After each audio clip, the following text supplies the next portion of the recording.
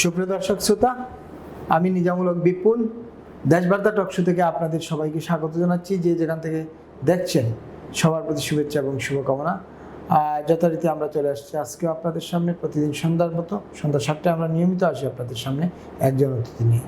আপনারা নিশ্চয়ই জানেন সমসাময়িক বিষয় নিয়ে আমরা কথা বলি।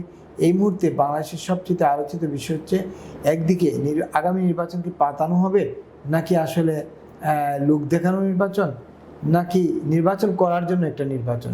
এ নিয়ে যেমন প্রশ্ন আছে, তেমনি এই নির্বাচনকে ঘিরে নানা শঙ্কা আছে। ইতিমধ্যে আপনারা জানেন একের পর এক হত্যাকাণ্ডের ঘটনা ঘটেছে। গতকাল সন্ধ্যায়ও রাজধানীর কারওয়ান বাজারের তেস্তুরি বাজার এলাকায় গুলি করে এক স্বেচ্ছাসেবক দলের এক নেতাকে, মহানগর উত্তরের নেতাকে গুলি করে হত্যা করা হয়। এই হত্যাকাণ্ডের পর আর যুবদলের পক্ষ থেকে এবং স্বেচ্ছাসেবক দলের পক্ষ থেকে তীর ছোড়া হয়েছে জামাত শিবিরের দিকে। এই যে একটা পরিস্থিতি, দেশ জুড়ে একের পর এক গোলাগুলি হত্যাকাণ্ডের ঘটনা, এর মধ্যে আইনশৃঙ্খলা পরিস্থিতির অবনতি, সব মিলিয়ে নির্বাচন অনেকটা হুমকির মুখেই বলতে হবে। তবে নির্বাচন কমিশন বদ্ধপরিকর নির্বাচন করার ব্যাপারে। এসব নিয়ে আমরা কথা বলবো। একই সঙ্গে কথা বলবো সর্বশেষ বাংলাদেশ ভারত ক্রিকেটের কি অবস্থা, মানে বিশেষ করে বিশ্বকাপ ক্রিকেটের, এ নিয়ে আমরা কথা বলার চেষ্টা করব।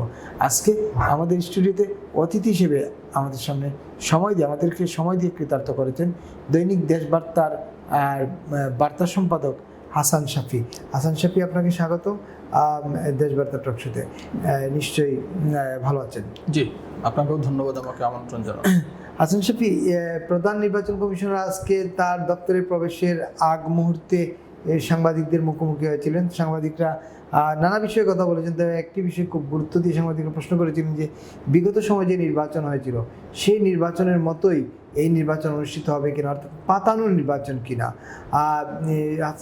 সিসি জবাব দিচ্ছেন, না, এটা পাতানো আগের মতো পাতানো হবে না। আগের মতো পাতানো হবে না বলতে কি নতুন করে পাতানোর নতুন কোনো ফর্মুলা হচ্ছে কিনা? হ্যাঁ, আপনি ঠিকই বলেছেন যে নতুন করে কোনো পাতানো নির্বাচন হবে কিনা। দেখেন, এইটার অনেকটা সন্দেহ আছে কিন্তু যে নির্বাচনটা পাতানো হতে পারে, মানে নতুন ফর্মুলাটা কি। ইতিমধ্যে কিন্তু আপনি দেখেছেন যে মনোনয়নপত্র যাদের বাতিল হয়েছে তার মধ্যে প্রায় 600-র কাছাকাছি বাতিল হয়েছে, এবং এর মধ্যে 73% স্বতন্ত্র প্রার্থীর মনোনয়নপত্র বাতিল হয়েছে এবং ছোটখাটো ত্রুটির জন্য বাতিল করা হয়েছে। কেন স্বতন্ত্র, কেন জামাত বা কেন বিএনপির প্রার্থীরা বাতিল হয়েছে স্বতন্ত্র কেন? দেখেন, জামাত এই নির্বাচনে 12 ফেব্রুয়ারি নির্বাচনে জামাতের একটা জোটবদ্ধভাবে নির্বাচন করছে, যেখানে 11টা দল তাদের সঙ্গে আছে, ডানপন্থী ইসলামী দলগুলো তাদের সাথে আছে, এনসিপিও জামাতের সঙ্গে আছে। বিপরীতে বিএনপির একটা জোট আছে, যদিও জোট বলার চেয়ে বড় কথা যে যেহেতু নিজ নিজ দলের প্রতীকে নির্বাচন করতে হবে, এই জন্য যেসব দলকে বিএনপি সুবিধা দিতে চায় সেই সব দলের বেশিরভাগ নেতাই তার দল থেকে পদত্যাগ করে বিএনপিতে এসে যোগ দিয়েছে, যাতে ধানের শীষ মার্কাটায় সে তার এলাকা থেকে নির্বাচন করতে পারে। আপনি জানেন গণ অধিকার পরিষদের রাশেদ খান বিএনপিতে এসছে, উনি ঝিনাইদহ থেকে নিয়ে প্রতিদ্বন্দ্বিতা করছেন, ধানের শীষে করছেন, এবং তিনি এখন তারেক রহমানের ব্যাপক প্রশংসা করছেন। যাই হোক, সেটা ভিন্ন বিষয়। আমি যেটা পয়েন্ট আউট করতে যাচ্ছি যে বিএনপি এবং জামাত জোটের প্রার্থীদের চেয়ে বেশি সংখ্যক স্বতন্ত্র প্রার্থীর মনোনয়ন বাতিল করা হয়েছে, 73%। এর মানে হচ্ছে, ধরেন রাশেদ খানের উদাহরণ নিই, যে আসন থেকে উনি নির্বাচন করছেন, ওইখানে বিএনপির যিনি প্রার্থী হতে পারতেন, জনপ্রিয় নেতা, উনি বিদ্রোহী প্রার্থী হিসেবে মনোনয়নপত্র দাখিল করেছেন। তো এই সব ক্ষেত্রে কি হচ্ছে যে ওই বিদ্রোহী প্রার্থীর মনোনয়নপত্রটা বাতিল করার চেষ্টা চলছে, বাতিল করা হচ্ছে, যাতে করে নির্বাচনটা শেষ পর্যন্ত দ্বিমুখী হয়, জামাত ভার্সেস বিএনপি হয়। এবং এই ভার্সেসটা যতটা না আসলে পলিটিক্যালি ভার্সেস, তার চেয়ে বেশি হলো পাতানো। কেন পাতানো?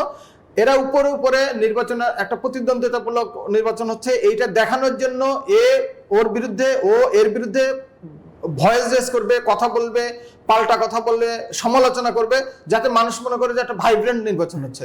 আসলে কোন 20 বা 50টা আসনে জামাত জিতবে, বাকি কোন আসনে বিএনপি জিতবে, এটা কিন্তু একটা ম্যাটিকুলাস ডিজাইন করা হয়ে আছে বলে সন্দেহ করার অনেক কারণ আছে।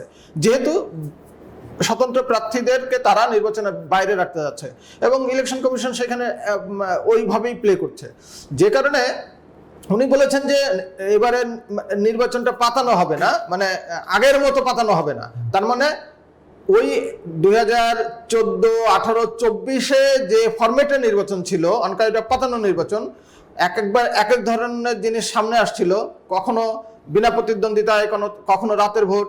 এবার হয়েছে যে স্বতন্ত্রকে শূন্য করে দাও, মাঠ থেকে নিশ্চিহ্ন করে দাও, উঠিয়ে দাও, দ্বিমুখী নির্বাচনটা হোক, জামাত ভার্সেস বিএনপি। এই ভার্সেসটা হচ্ছে ওই ডিজাইনের অংশ হিসেবে। আসলে দেখবেন যে নির্বাচনের পর জামাত, আমি যেমন তারেক রহমানের সাথে দেখা করে গুলশান অফিসে বলেছেন যে নির্বাচনের পরেও তাদের মধ্যে আলোচনা হবে, অর্থাৎ আলোচনা হবে যে আপনি ক্যাবিনেটে কতটা সদস্য দিবেন, আমাদের কতটুকু দিবেন, অথবা না দিলে আমাদের ভূমিকাটা কি হবে, যাতে করে নির্বাচনের পরবর্তীতে এই অনেকে ধারণা করছে না যে নির্বাচনের পরে যদি এরকম আওয়ামী লীগবিহীন একটা নির্বাচন হয়, অংশগ্রহণমূলক নির্বাচনের পরিবর্তে যদি এরকম সাজানো নির্বাচন হয়, তাহলে পরবর্তী সরকারের মেয়াদ খুব বেশি দিন রান করতে পারবে না। সেইখান থেকে বেরোনের অংশ হিসেবেই কিন্তু দেখেন জামাতে ইসলামের আমির বিষয়টা বুঝতে পেরেছেন। উনি তারেক রহমানের সাথে আগে ভাগে কথা বলেছেন যে নির্বাচনের পরেও তারা এরকম বৈঠক করবেন এবং সেইখান থেকে দেখবেন যে নতুন কোনো ডিজাইন বের হয়ে আসতে পারে। তো সিসির এই কথায় আসলে উনি মুখে বলেছেন যে আগের মতো পাতানো নির্বাচন হবে না, তার মানে নতুন কোনো পাতানো নির্বাচনের স্কোপ কিন্তু থেকেই যাচ্ছে। তার মানে হচ্ছে যে এই পাতানো নির্বাচনের থেকে বাংলাদেশ বের হতে পারছে না, সহসা বের হতে পারবে বলে আমি মনে করি না। কারণ হচ্ছে যে রাজনীতি তো একটা আপনি যদি দেখেন তাহলে খুবই নোংরা জায়গায় চলে গেছে। 5 আগস্টের পরে যে আকাঙ্ক্ষা মানুষের ছিল, সাধারণ মানুষ জনতা যে আশাটা পোষণ করেছিলেন যে একটা দীর্ঘদিন একটা সরকার রান করলে যেটা হয় যে ওই লতা পাতা গাছের পাতা সব ওই দলের আশ্রয় নেয়। আপনি দেখেছেন আওয়ামী লীগের ভোটের সংখ্যা কত ছিল, 40% সর্বোচ্চ, কিন্তু 2014 পরে যে 3টা নির্বাচন হয়েছে, মাঠে কি মনে হয়েছে যে 40% ভোটারদের সরকার? মনে হচ্ছে একেবারে 99% লোকই আওয়ামী লীগ করে। তারা তো আসলে জাতীয় পার্টি, বিএনপি, জামাত এবং অন্যান্য দল, স্বতন্ত্র নিরপেক্ষ ভোটাররা কোথায় ছিল? সব কিন্তু আসলে যার যার জায়গা থেকে গিয়ে আওয়ামী লীগে ভর করেছিল। আওয়ামী লীগ যতটা না মানে দুঃশাসন দিবে, তার চেয়ে দুঃশাসন কায়েমের জন্য এরা গুপ্ত হয়ে সুপ্ত হয়ে আসলে ঘটনাটা ঘটিয়েছে। তো এখন এই 1-1.5 বছর, 5 আগস্টের পরে যখন 1.5 বছর পার হয়েছে, তখন কিন্তু জনগণ বুঝতে পারছে যে কারা গুপ্ত ছিল, কারা সুপ্ত ছিল, তারা বিষয়টা বুঝতে পারছে। এই বুঝতে পারার জায়গাটার মানে যখন হয়েছে, তখন আসলে জনগণের নতুন একটা গ্রহণযোগ্য নির্বাচন ছাড়া জনগণ তার ভুল সংশোধন করার সুযোগ পাচ্ছে না, এবং সেই ভুলটা সংশোধনের সুযোগ আসলে এই যে 12 ফেব্রুয়ারি নির্বাচনে পাওয়া যাবে না। আমার মনে হয় না সহসা, মানে আরো কয়েক বছরের মধ্যে ওরকম খুব ভালো নির্বাচন হবে যেখানে জনগণের সঠিক যে মতামত সেটা প্রতিফলিত হবে। সেরকম ভোট নিকট ভবিষ্যতে আমি দেখি না। কিন্তু তাহলে এত রক্তপাত, এই যে এত গন্ডগোল হলো, জুলাই আগস্টে যে এত সহিংসতা হলো, এই যে সরকার পরিবর্তন করে ফেলা হলো, নানা কথা বলে এই বৈষম্য বিরোধী, তারপর কোটা আন্দোলন, এইসব নানা কথা বলে সরকার পরিবর্তন করা হলো একটা নির্বাচনের জন্য। তো এত রক্তপাতের দরকার কি, নির্বাচন যদি সুষ্ঠুই না হবে? দরকারটা হলো তো আপনি ওই ডিজাইনে যারা অংশ নিয়েছে, যারা পেছনে ডিজাইনটা করেছে, তাদের তো ছিল ক্ষমতার পালাবদল করা। তো সেই ডিজাইন জয়ী হয়েছে, পালাবদল হয়েছে, হাসিনা সরকারের পতন হয়েছে, তারা ওই ডিজাইনের যারা নেপথ্যে ছিল তারা সামনে এসেছে, তারা তাদের উদ্দেশ্য সাধনের জন্য আসছে। তারা জনগণের ভালোর জন্য, দেশের সার্বভৌমত্ব, স্থিতিশীলতা, উন্নয়নের জন্য ম্যান্ডেট নিয়ে আসে নাই, তারা তাদের আখের গোছানোর জন্য এসেছে। এবং যারা দেখবেন সরকারের কাছে আছে, ভেতরে আছে, তারা সেই কাজটা নিরবিচ্ছিন্নভাবে করছে। আপনি দেখেছেন যে যারা ছাত্র নেতা ছিল, বৈষম্য বিরোধী ছাত্র নেতা ছিল, সবার এখন কি প্রতাপ, তার অর্থ কড়ি, টাকা পয়সা, সুযোগ সুবিধা, জীবন লাইফস্টাইল পাল্টে গেছে। এই পাল্টে যাওয়ার জায়গায় তো তারা 5 আগস্টের আগে ডিজাইনটা করেছিল। তো ফলে ওই ডিজাইনটা নতুন করে ভঙ্গ করতে হলে যে একটা অংশগ্রহণমূলক নির্বাচন দরকার, সেই নির্বাচন তো 12 ফেব্রুয়ারি হচ্ছে না, নিকট ভবিষ্যতেও হবে এরকম আমি ধারণা করছি না। যদি না আন্তর্জাতিক যে শক্তিগুলো আছে, পক্ষগুলো আছে, কমনওয়েলথ আপনি জানেন, কমনওয়েলথ জাতিসংঘ ইতিমধ্যে বলেছে তারা নির্বাচনে পর্যবেক্ষক পাঠাবে না, যদিও ইউ বলেছে তারা বেশি সংখ্যক পর্যবেক্ষক পাঠাবে। তো এই বিদেশের যে খেলাধুলাটা, এই খেলাধুলার অংশ হিসেবে মানে তারা যদি চায় দেন একটা অংশগ্রহণমূলক নির্বাচন হবে, এবং সেইটা হতে হতে আসলে অনেকটা সময় লাগবে, খুব সহসা হবে না। তার মানে অংশগ্রহণমূলক নির্বাচন তো এই নির্বাচন হচ্ছে না, তার মানে এই নির্বাচন কি আসলে আদৌ হবে নাকি পিছিয়ে যাবে? 12 ফেব্রুয়ারি যে নির্বাচনটা ইতিমধ্যে তফসিল ঘোষণা হয়েছে, আমি আগেও একদিন আপনাকে বলেছিলাম এই শিডিউল সংশোধন না হলে 12 ফেব্রুয়ারির নির্বাচনটা আসলে হয়ে যাবে। এবং সংশোধনের সর্বশেষ সময়টা কি আসলে 20 জানুয়ারি আপনি জানেন যে মনোনয়নপত্র প্রার্থিতা প্রত্যাহারের শেষ দিন। 22 ফেব্রুয়ারি থেকে মাঠে প্রচারণা শুরু হবে। এই 20 এবং 22-এর মধ্যে 22 জানুয়ারির আগে মানে 20 জানুয়ারির মধ্যেই যদি ইলেকশন কমিশন তফসিলটা বদল না করে তাহলে 12 ফেব্রুয়ারি নির্বাচনটা হয়ে যাবে, এটা ধরে নেওয়া যায়। তারপরেও নির্বাচনটা ভণ্ডুল হতে পারে অন্য ইকুয়েশন, অন্য রাজনৈতিক ইকুয়েশনে। সেটা কি? সেটা আমি আগের দিনও আপনাকে ইঙ্গিত করেছিলাম যে সেইটার অংশ হতে পারে জামাতে ইসলামী এবং এনসিপি যে জোটটা আছে, তারা যদি দেখে যে নির্বাচনে তাদের ভরাডুবি হচ্ছে, বিএনপি নিরঙ্কুশ সংখ্যাগরিষ্ঠ আসন নিয়ে জিতে যাচ্ছে, এরকম যদি পরিস্থিতি তারা আগে ভাগে নিশ্চিত হয়, তাহলে দেখবেন যে তারা নির্বাচনে ইলেকশন কমিশন একটি পক্ষের হয়ে কাজ করছে।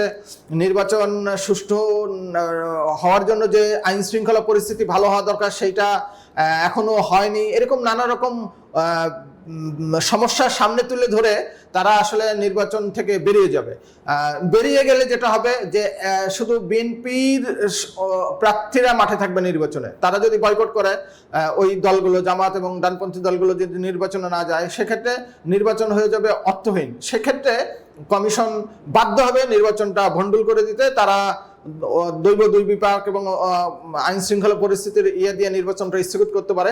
যদি সেরকম কোনো ঘটনা ঘটে তাহলে পরবর্তী শিডিউল যেটা হবে সেই শিডিউলটা আসলে অবশ্যম্ভাবীভাবে একটা চাপ পড়বে অংশগ্রহণমূলক নির্বাচন করার। আপনি জানেন 12 তারিখে এই দক্ষিণ এশিয়া বিষয়ক যিনি দেখভাল করবেন মার্কিন এক কর্মকর্তা, উনি আসবেন। উনার এই সফরটা কিন্তু খুব গুরুত্বপূর্ণ হয়ে উঠবে, কারণ তার 8 দিনের মাথায় হলো নির্বাচনের মনোনয়নপত্র প্রার্থিতা প্রত্যাহারের শেষ দিন। তো উনার এই সফরের পরে কমিশনের অবস্থান, সরকারের অবস্থানটা একটু পর্যবেক্ষণ করে আসলে বলতে হবে যে নির্বাচনটা 12 ফেব্রুয়ারি হচ্ছে কিনা। তবে এখন পর্যন্ত সিনারিও যা আছে, আমার যে রিডিং, তাতে নির্বাচন না হওয়ার পক্ষেই আসলে বাজি বেশি ধরা যায়। একেবারেই। একটু শুনি, আপনি জামাতের প্রসঙ্গ বলছেন। জামাত তো উঠে পড়ে লাগছে নির্বাচন থামিয়ে দেওয়ার জন্য, এনসিপি জামাত মিলে। হ্যাঁ, সেটা আপনি দেখেছেন যে ইলেকশন কমিশনে তারা গতকালই বলেছে লেভেল প্লেইং ফিল্ড নাই, এবং তার আগের দিন তারা মগবাজারে তাদের দলীয় কার্যালয়ে একটা বড় সুরেশ সদস্যদের একটা মিটিং হয়েছে। সেইখানে তারা বলার চেষ্টা করেছে যে নির্বাচন একটি দলের পক্ষে প্রশাসন কাজ করছে। তো এই কথাগুলো আসলে জামাত মাঠে দিয়ে রাখছে, যাতে নির্বাচনে যখন তারা কম আসনে জয়ী হয়ে আসবে তখন তারা এই বিষয়গুলো সামনে আনবে যে আমরা তো আগেই বলেছিলাম যে এরকম হবে। ফলে আমাদের যে জনপ্রিয়তা ছিল, যে আমাদের যে নিজস্ব জরিপ ছিল, সেই সবের ভিত্তিতে এই রেজাল্টটা একেবারেই গ্রহণযোগ্য না। বিরাট কারচুপি হয়েছে, বিএনপি একতরফা বল প্রয়োগ করে জিতে এসেছে, ফলে এই নির্বাচন আমরা মানি না। ফলে 12 ফেব্রুয়ারি নির্বাচনের পরে যদি ক্ষমতায় বিএনপি আসে, দেখবেন ডে 1 থেকেই তারা এই সরকারের বিরুদ্ধে আন্দোলনে নেমে পড়বে। 12 ফেব্রুয়ারি নির্বাচন না হলে কি হবে? 12 ফেব্রুয়ারি নির্বাচন যদি ভণ্ডুল হয়, দেখবেন নির্বাচন ভণ্ডুল করার দায় এই প্রশাসন সরকারের উপরে চাপিয়ে বিএনপিও মাঠে নামবে। ফলে এই 12 ফেব্রুয়ারির নির্বাচন হোক অথবা না হোক, নানা বিশ্লেষকরা বলছেন, আমিও তাদের সাথে একমত, হলেও বা না হলেও আলটিমেটলি দেশের পরিস্থিতি এখন যা আছে তার চেয়ে অবনতি ছাড়া উন্নতি হওয়ার কোনো ইঙ্গিত আমি দেখি না। একদম। আরেকটা বিষয় আলোচনা করতে, যে নির্বাচন রিলেটেড, বাংলাদেশের ইতিহাসে ক্রাউড ফান্ডিং খুব না টোটালি আমরা দেখি নাই কখনো। এবারই প্রথম ক্রাউড ফান্ডিং চালু করলেন তাসনিম জারা। পরবর্তীতে তিনি দল থেকে প্রত্যাগ করেন এবং স্বতন্ত্র প্রার্থী হলেন। তিনি যখন ক্রাউডফান্ডিং কালেকশন করার সময় তিনি কিন্তু কোনো শর্ত দেন নাই। যখন প্রত্যাগ করেন তখন শর্ত দিয়েছেন, আপনারা যারা আমাকে টাকা দিয়েছেন আপনারা চাইলে টাকা ফেরত নিতে পারবেন, আমি একটা ফর্ম ফিল আপ করতে হবে। মানে নেওয়ার সময় ফর্ম ফিল আপ লাগলো না, দেওয়ার সময় ফর্ম ফিল আপ লাগলে আবেদন করতে হবে, বলতে হবে, এই যে একটা অবস্থা, এইটা একটা পার্ট। আরেকটা পার্ট হলো তাকে ফলো করে দেখলাম যে ব্যারিস্টার আর ফুয়াদ, তারপরে আম জনতার তারেক সহ আরও 3-4 জন ক্রাউডফান্ডিংয়ের জন্য ফেসবুকে লিখেছেন। তো এইটা আসলে কি কোনো বিজনেস কিনা? হ্যাঁ, এটা আপনি ঠিকই ধরেছেন। বিজনেসটা আসলে যেটা আমরা সাদা চোখে দেখছি যে ক্রাউড ফান্ডিং এর নামে মানুষের কাছ থেকে টাকা নেওয়া হচ্ছে এবং সেটা তারা নির্বাচনী ব্যয়ে ব্যবহার করবেন, এটাকে সামনে রাখা হচ্ছে। আমার খুব বেশি সন্দেহ হয় আসলে ব্যাপারটা এইখানে না, ব্যাপারটা হলো কালো টাকা সাদা করার। আমি কেন এই বিষয়টা বলছি, যে একজন তাসনিম যারা এবং ফুয়াদ এবং যারা যারা ক্রাউড ফান্ডিং করছে, আপনার কি মনে হয় 5 আগস্টের পরে তাদের আয় রোজগারে বরকত হয় নাই? তারা দিন আনি দিন খায় অবস্থায় ছিল? বিষয়টা মোটেই তা না। তারা দেশ বিদেশে ঘুরছে ফিরছে, ডিপ্লোম্যাটদের সাথে বসছে, সকাল বিকাল তাদের পার্টি চালাচ্ছে এইখানে যে। এবং আপনি জানেন যে এনসিপির সাথে যারা যুক্ত তাদের মানে অনেকটা আপনি দেখেছেন যে কিছু ভিডিও লিক হয়েছিল, গাড়িতে করে এসে একজন টাকা দিয়ে যাচ্ছে। তো এই ঘটনা তো প্রত্যেক এনসিপির যারা শীর্ষ পদে আছে প্রায় সবার বিরুদ্ধেই হলো আঙুল ফুলে কলা গাছ হওয়ার একটা অভিযোগ আছে। সেইখানে কি যারা ক্রাউড ফান্ডিং চাচ্ছেন তাদের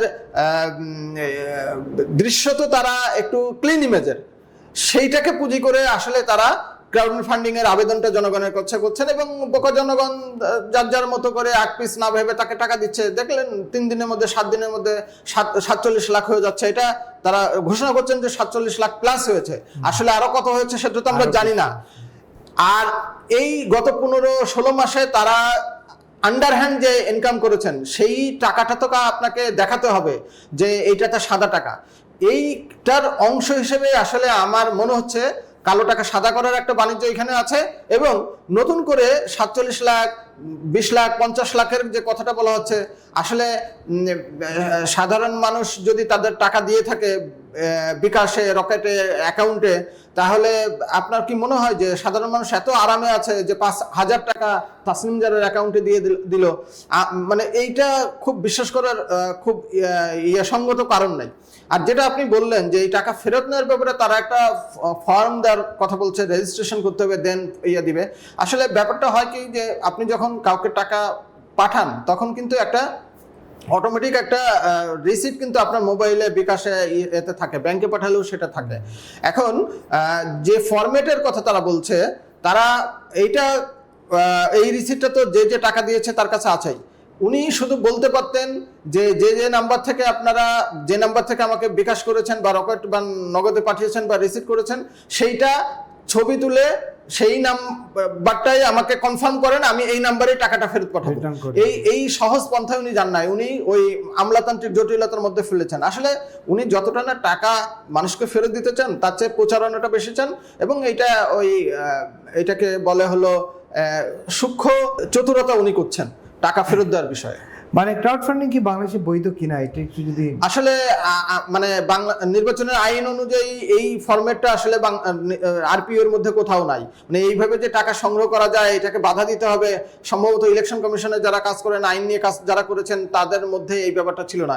এটা প্রথম এবার আসলো। আমার ধারণা এটা যেভাবে ছড়াচ্ছে এই ব্যাপারটা রোধ করার জন্য আগামী নির্বাচনগুলোতে কোনো একটা ধারা উপধারা আরপিওতে যুক্ত হবে এবং তার মাধ্যমে হয়তো এটা ভবিষ্যতে নিয়ন্ত্রণ করার একটা চেষ্টা উদ্যোগ ইলেকশন কমিশন নেবে। তবে এখন পর্যন্ত এইটা নেওয়া এবং দেওয়ার ব্যাপারে আইনি কোনো বাধা আছে বলে আমি এখনো পাইনি। আমরা একেবারে শেষের দিকে আসছি, একটা বিষয় আলোচনা না করলেই নয়। আপনি নিশ্চয়ই জানেন যে বাংলাদেশ ভারত সম্পর্কের এখন একেবারেই তলানিতে নিয়ে বহু আলোচনা হচ্ছে, বহু টকশো হচ্ছে। এই তলানিতে সম্পর্কটার মধ্যে এক ধরনের যোগসূত্র তৈরি করার একটা সুযোগ ছিল আমাদের ফিজ নামে পরিচিত মুস্তাফিজুর রহমান, যাকে কলকাতা নাইট রাইডার্স কিনেছিল। শেষ পর্যন্ত তাকে রাখে নাই হিন্দুত্ববাদী সংগঠন কিংবা বিজেপির চাপের মুখে, আন্দোলনের মুখে বিসিসিআই তাকে ছেড়ে দেওয়ার জন্য কলকাতা নাইট রাইডার্সকে বললে তিনি ছেড়ে দেন। এখন প্রশ্ন তো মুস্তাফিজ না, প্রশ্নটা হচ্ছে যে এই ইস্যুকে কেন্দ্র করে বাংলাদেশ অনেক দূর যেতে পারতো সমস্যার সমাধান করতে, কিন্তু আরও বেশি দেখলাম উল্টো হয়ে গেল। গতকালকে দেখলাম ক্রীড়া উপদেষ্টার সঙ্গে বৈঠক শেষে আমিনুল ইসলাম বুলবুল বলেছেন, আমরা অনর আমাদের সিদ্ধান্তে, আমরা ভারত খেলতে যাব না। টি-20 বিশ্বকাপ আগামী মাসের 7 তারিখে শুরু হচ্ছে। ভারতে বাংলাদেশের 4টা ম্যাচ, তারা যদি না যায় ভারতের আইসির পক্ষ থেকে যত দেখছি পত্রিকায় সত্য মিথ্যা তো পত্রিকায় বলতে পারবে, বলা হয়েছে যে বাংলাদেশ না গেলে তাদের পয়েন্ট ওনাদের ভাগ করে দেওয়া হবে। হ্যাঁ, আপনি ঠিকই ধরেছেন, বলেছেন। আসলে যে ঘটনাটা মুস্তাফিজ ইস্যুকে নিয়ে বাংলাদেশের ক্রিকেটে ঘটলো, এটা খুবই দুর্ভাগ্যজনক এই জন্য যে আসলে খেলাটার মধ্যে আসলে খেলা থাকে নাই। খেলাটার মধ্যে এই বাংলাদেশ এন থেকে রাজনীতি ঢুকিয়ে দেওয়া হয়েছে। এই রাজনীতি ঢুকিয়ে দেওয়া হয়েছে একটাই কারণ হলো বাংলাদেশের মানুষ এখন একটা প্রশ্নে একটা জায়গায় সমষ্টিবদ্ধ হয়ে দাঁড়ায়, সেটা হলো ক্রিকেট। বাংলাদেশের যে পরিস্থিতিই হোক না কেন, দল বিরোধী দল, ডানপন্থী বামপন্থী, এইটার কোনো ব্যাপার নাই। বাংলাদেশ টিম যখন খেলে, যত ভালো খেলেও অথবা যত ভালো খেললে তো বাংলাদেশকে সমর্থন করেই, খারাপ খেললেও মানুষ, দর্শক এই ক্রিকেটের সঙ্গে থাকে। এই জায়গাটার, এই যে ক্রিকেটের প্রতি মানুষের যে আবেগ, এই আবেগটাকে আসলে এই যারা এখন সরকারে আছে, ক্ষমতায় আছে, তারা ইন্ডিয়ার বিরোধী একটা প্রোপাগান্ডার অংশ হিসেবে ব্যবহার করার চেষ্টা করছে। ইন্ডিয়ার বিরুদ্ধে একটা অবস্থান নেওয়ার জন্য এই ক্রিকেটের আবেগটাকে ব্যবহার করছে। সেই কারণে যেটা আপনি জানেন যে আইপিএল অনেকটা কর্পোরেট গেম, এর মধ্যে জাতীয় একটা দলের খেলোয়াড়, মানে জাতীয় দলের ম্যাচের ক্ষেত্রে এটা কোনো প্রভাব ফেলার কথা না। কিন্তু যখনই মুস্তাফিজকে কলকাতা রাইডার্স ছেড়ে দিল, তখনই আমাদের দেশের ক্রিকেট বোর্ডেরও আগে সরকার ভয়েস রেজ করলো যে এই যে আমাদেরকে মুস্তাফিজকে সরিয়ে দেওয়া হয়েছে, দল থেকে বের করে দেওয়া হয়েছে, এটা বাংলাদেশের সাথে খুব অন্যায় করা হয়েছে, বাংলাদেশের সাথে অপমানিত হয়েছে, ফলে আমরা টি-20 বিশ্বকাপে অংশ নেব না। আমাদের ভেন্যু যদি চেঞ্জ না করা হয়, তাহলে আমরা টি-20 বিশ্বকাপে ভারতের মাঠে অংশ নেব না, আমাদের জন্য ম্যাচগুলো শ্রীলঙ্কা দেওয়া হয়। আইসিসি এই বিষয়টা চিঠি লেখার পরে তারা তাদের প্রাথমিক যে সিদ্ধান্ত জানিয়েছে যে এই মুহূর্তে ভেন্যু চেঞ্জ করা সম্ভব না, বাংলাদেশকে খেলতে হলে ইন্ডিয়াতেই খেলতে হবে, যদি না খেলে সেক্ষেত্রে ওয়াকওভার পাবে প্রতিপক্ষ দল। এই যে অবস্থাটা চলে আসার পরে দেখেন আমাদের বিসিবির কর্তারা ছুটে গেছেন ক্রীড়া উপদেষ্টার কাছে, ওনারা মিটিং করেছেন, এবং আমি যতদূর খবর পেয়েছি এই বিসিবির তরফে বলার চেষ্টা করা হয়েছে যে আমরা যদি এই বিশ্বকাপে অংশ না নিই, তাহলে বাংলাদেশের ক্রিকেটে দীর্ঘমেয়াদী একটা ক্ষতি হবে। এই ক্ষতি যাতে পুষিয়ে আনা যায়, সেই জন্য আমাদের ইগো ছেড়ে দিয়ে আমরা কোনোভাবে একটা নেগোসিয়েশনে যেতে পারি কিনা। কিন্তু আইনমন্ত্রীর মাথায় তো আছে এই বহু রাজনীতির কথা। বাংলাদেশের অভ্যন্তরীণ রাজনীতিতে ইন্ডিয়া যাতে আরো কণ্ঠস্বর হয়ে পড়ে, ইন্ডিয়া বিরুদ্ধে মানুষের একটা এটাকে বলে খেপিয়ে তোলার যে ব্যাপারটা, সেটা উনি করতে চেয়েছেন। ফলে উনি আসলে বিসিবির সেই কথা কর্ণপাত করেন নাই, বলেছেন মুখে বলেছেন যে বাংলাদেশকে হেয় করা হয়েছে, আত্মমর্যাদা ক্ষুণ্ণ করা হয়েছে, বাংলাদেশের মর্যাদা ক্ষুণ্ণ করা হয়েছে। এই অবস্থায় বাংলাদেশ টিম ইন্ডিয়াতে খেলতে যাবে না। কিন্তু চিঠিতে যেটা লিখেছেন যে সেখানে বলা হয়েছে যে ইন্ডিয়াতে আমাদের যারা প্লেয়ার থাকবে, টিম ম্যানেজমেন্টের সাথে যারা যুক্ত থাকবে, তাদের নিরাপত্তার ইস্যুটাকে উনি কিন্তু চিঠিতে লিখেছেন। মুখে বলছেন আবেগের কথা, চিঠিতে লিখছেন নিরাপত্তার কথা। তো আমি ইনসাইড যে খবরটা পেয়েছি সেটা হলো শেষ পর্যন্ত বাংলাদেশ টি-20 বিশ্বকাপ বর্জনই করছে, বাংলাদেশ খেলতে যাবে না। এটা হলো 95% সম্ভব, মানে চূড়ান্ত হয়ে আছে। 5% এখনো আছে ওই একটা পয়েন্টে, যে আমরা ওই চিঠিতে বলা হচ্ছে যে নিরাপত্তা নিশ্চিত করা সাপেক্ষ। আসলে নিরাপত্তা তো যতটা না ইন্ডিয়া করবে, তার চেয়ে বেশি করবে আইসিসি যদি এই নিরাপত্তাটা পূর্ণরূপ, মানে শতভাগ নিশ্চিত করতে পারে, এবং সেটা যদি গ্যারান্টি বাংলাদেশকে দেয়, দেন ওই সূত্র ধরে যে 5% সম্ভাবনা আছে বাংলাদেশ ইন্ডিয়ায় খেলতে যাওয়ার, ওই 5% তখন আস্তে আস্তে বেড়ে একটা জায়গায় যেতে পারে। কিন্তু সরকারের যে মনোভাবটা আছে আসলে ওই সুযোগটাও সরকার কাজে লাগাবে না। আলটিমেটলি আমরা আগামী যে 7 তারিখে অনুষ্ঠিত হতে যাওয়া যে টি-20 বিশ্বকাপ, সেখানে বাংলাদেশ দর্শকই থাকবে, বাংলাদেশের টাইগারদের আসলে মাঠে দেখা যাবে না। এটা খুব ভবিষ্যৎ ক্রিকেটের জন্য বাংলাদেশের একটা মারাত্মক ইমেজ সংকটে পড়বে। একেবারে বাংলাদেশ ইমেজ সংকটে পড়বে, কিন্তু বাংলাদেশ ভারত সম্পর্কের তো একটা সুযোগ ছিল উন্নতি করার, কেন এটা বাংলাদেশ কাজে লাগাতে পারলো না? কাজে লাগাতে যে পক্ষ উন্নতি করবে তাদের তো সদিচ্ছা থাকতে হবে। আমি ওই ব্যাখ্যাটাই দেওয়ার চেষ্টা করলাম। সদিচ্ছা তো এই যারা এখন ক্ষমতায় আছে, উগ্র ডানপন্থী মদতপুষ্ট শক্তি, এবং এর পেছনে পাকিস্তানের একটা প্রভাব বাংলাদেশ সরকারের উপরে ব্যাপকভাবে আছে। আপনি দেখেন কয়েকদিনের মধ্যেই বাংলাদেশ পাকিস্তানের বিমান চলাচল শুরু হবে, যেটা কিন্তু ছিল না। তো এইভাবে এই যে ভূ রাজনীতির যে খেলা, সেই খেলার ডানপন্থার অংশে চলে গেছে বাংলাদেশ। সেই কারণেই এই সুযোগটা তারা কাজে লাগালো। শুধু না, সুযোগটা যেটা আসছিল সেটা কাজে না লাগে উল্টা এইটাকে 180 ডিগ্রি ঘুরিয়ে নিয়ে তারা এই সম্পর্কটা বহু বছরের জন্য জটিল করে তুললো। তার নতুন সরকার যদি 12 ফেব্রুয়ারি নির্বাচন হয় এবং সেই সরকার যদি ক্ষমতায় আসে, দেখবেন তাদেরকে কত সুদে আসলে এই সরকারের এই ভুল সিদ্ধান্তের খেসারত নতুন সরকারকে দিতে হয়। তার মানে জেনতেন প্রকারের একটা পরিস্থিতি তৈরি করে ভারতের সাথে সম্পর্ক খারাপ রেখে একটা ভারত বিদ্বেষ মুভমেন্ট বজায় রেখেই সরকার থাকতে চাচ্ছে। হ্যাঁ, এটা 100% নিশ্চিত যে সরকার ওই পলিসিটাই নিয়েছে। মানে ভারত থেকে আপনি এখানে একটু ছোট করে বলি, দেখেন যে ভারতে যে মুহূর্তে বাংলাদেশ খেলতে যাবে না বলা হচ্ছে, সেই মুহূর্তেই কৃষি উপদেষ্টা, আমাদের জ্বালানি উপদেষ্টা দুজন পরপর 2 দিন বলেছেন, খাদ্য উপদেষ্টা বলেছেন যে বাংলাদেশ খাদ্য সংকট হবে না, আর তাছাড়া সেইটার প্রস্তুতি হিসেবে তারা ইন্ডিয়া থেকে চাল আনবেন, আমদানি করবেন। বাণিজ্য উপদেষ্টা বলেছেন, জ্বালানি উপদেষ্টা বলেছেন যে বাংলাদেশ ডিজেল আমদানি করবে ইন্ডিয়া থেকে। তো এই দুটা বিষয়ে দেখেন যে এই জিনিসগুলো আনার সময় আমার আত্মমর্যাদা ডাউন হচ্ছে না, আত্মমর্যাদা আমার চাঙ্গা থাকছে। কিন্তু যখন এই ক্রিকেট ডিপ্লোমেসি দিয়ে দুই দেশের সম্পর্ক, রাজনৈতিক সম্পর্ক আরো উন্নতি করা যায়, তখন আমরা উল্টো গেম খেলছি। তো এইটাকে বলে হচ্ছে যে নিজের নাক কেটে অপরের অন্যের যাত্রা ভঙ্গ করা।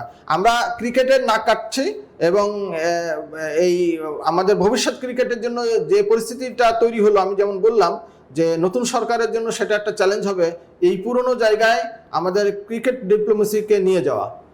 অসংখ্য ধন্যবাদ আহসান শাফি। ঠিক বলেছেন যে এই ক্রিকেটের মাধ্যমে আসলে এই পরিস্থিতি উন্নতি করা যেতে পারতো, কিন্তু ক্রিকেটকেই আসলে গলা টিপে হত্যা করা হচ্ছে কিনা, এটা একটা বড় প্রশ্ন এখন দেখা দিচ্ছে। প্রিয় দর্শক, আপনারা এতক্ষণ দেখছিলেন দেশবার্তা টক শোতে, আমাদের সঙ্গে ছিলেন আহসান শাফি। বলছিলাম আমরা 2-3টি গুরুত্বপূর্ণ বিষয়, নির্বাচন, ক্রিকেট এবং ভারত বাংলাদেশ সম্পর্ক নিয়ে। নিশ্চয়ই আপনাদের অনুষ্ঠান ভালো লাগলে আপনাদের মতামত দিবেন আমাদের পেজে এবং ইউটিউবে, এবং যথারীতি শুভ সন্ধ্যা জানিয়ে অনুষ্ঠান শেষ করছি। দেখা হবে আগামীকাল অন্য কোনো বিষয়ে, অন্য কোনো অতিথি নিয়ে। সেই পর্যন্ত সবাই ভালো থাকবেন, নিরাপদ থাকবেন, সাবধানে থাকবেন। আপনাকে অসংখ্য ধন্যবাদ এবং কৃতজ্ঞতা সময় দেওয়ার জন্য। জি, আপনাকেও ধন্যবাদ। খুদা হাফেজ।